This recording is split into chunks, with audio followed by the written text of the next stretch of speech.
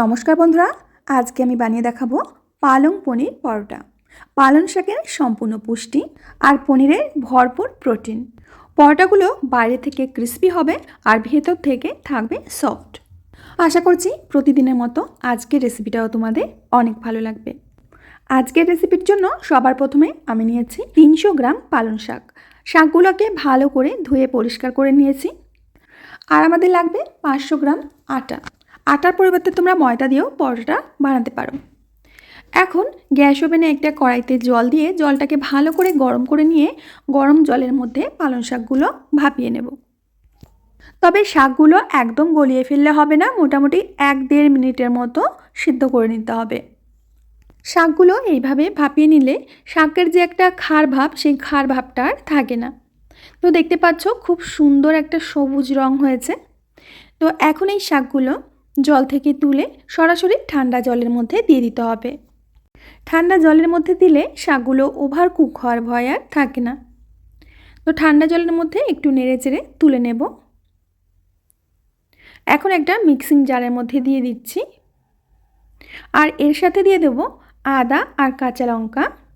আর এর সাথে দিয়ে দেব 2 চামচ মতো কাসুরি মেথি, সামান্য চিনি আর দিয়ে দেবো সামান্য লবণ।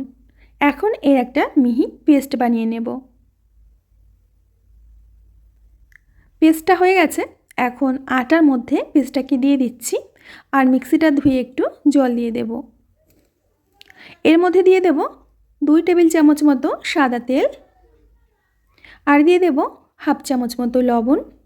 এখন একটা সফট ডো তৈরি করে নিতে হবে। ডোটা খুব বেশি নরম রাখলে হবে না বা খুব বেশি শক্ত রাখলেও হবে না। যেমন আমরা পরোটা বানানোর জন্য আটা মাখি ঠিক তেমন করে মাখতে হবে। খুব ভালো করে ঠেসে ঠেসে একটু সময় নিয়ে ডোটাকে মেখে নিতে হবে। এবার 1 চামচ মতো তেল এই ডোয়ের উপরে এইভাবে দিয়ে দেব। তারপরে ঢাকনা দিয়ে ঢেকে কিছুক্ষণ রেস্টে রেখে দেব। এবার পরোটার পুর বানানোর জন্য নিয়েছি 300 গ্রাম পনির। পনিরটাকে গ্রেট করে নিতে হবে। বন্ধুরা, তোমরা তো পরোটা অনেক রকমের খেয়েছো, তবে একবার পালং শাকের এই পরোটা খেয়ে দেখো, খেতে কিন্তু দারুণ লাগে। একবার খেলে বারবার খেতে ইচ্ছা করবে। এখন এর মধ্যে দিয়ে দেব 1 চামচ কাঁচা লঙ্কা কুচি, 1 চামচ মতো গ্রেট করা আদা, দিয়ে দেব কিছুটা ধনেপাতা কুচি, 1 চামচ মতো ভাজা জিরের গুঁড়ো, 1/2 চামচ মতো লঙ্কার গুঁড়ো, 1/2 চামচ হলুদ গুঁড়ো আর দিয়ে দেব স্বাদ মতো লবণ। সাথে দিয়ে দেব 1 চামচ চাট মশলা। এখন সমস্ত কিছু ভালো করে মিশিয়ে নেব। বন্ধুরা, আজকের ভিডিও দেখে যদি ভালো লাগে প্লিজ লাইক করবে, কমেন্ট করবে, বন্ধুদের সাথে শেয়ার করবে। ভালো করে মিশিয়ে নিয়েছি। এদিকে আমাদের যে আটাটা রেস্টে রেখেছিলাম সেই আটার ডোটাকে আরও একটু ভালো করে হাত দিয়ে এইভাবে মেখে নেব। এবার এখান থেকে অল্প করে ডো নিতে হবে, মানে পরোটাগুলো তোমরা যেমন বড় করবে বা ছোট করবে তেমন বুঝে এখানে ডোটা নিতে হবে। এবার হাতের মধ্যে নিয়ে প্রথমে গোল করে নেব, তারপরে একটু চ্যাপ্টা করে নেব। আমি পরোটাগুলো একটু বড় বানাবো, তার জন্য বড় বড় লেচি কেটে নিয়েছি। এবার একটু শুকনো ময়দা নিয়ে রুটি বেলে নিতে হবে। তবে রুটিটা একটু পাতলা করে বেলার চেষ্টা করবে, খুব বেশি মোটা করে রুটিটা বেলা যাবে না। আর তোমরা এইভাবে ডো মেখে সেই ডো দিয়ে লুচি বানিয়ে নিতে পারো, খেতে কিন্তু দারুণ লাগে। রুটিটা বেশ পাতলা করে বেলে নিয়েছি। এখন এর উপরে আমি একটুখানি ঘি দিয়ে দিচ্ছি। ঘি দিয়ে রুটির চারপাশে এইভাবে মেখে নিতে হবে। এবার রুটির উপরে পুর দিয়ে দেব।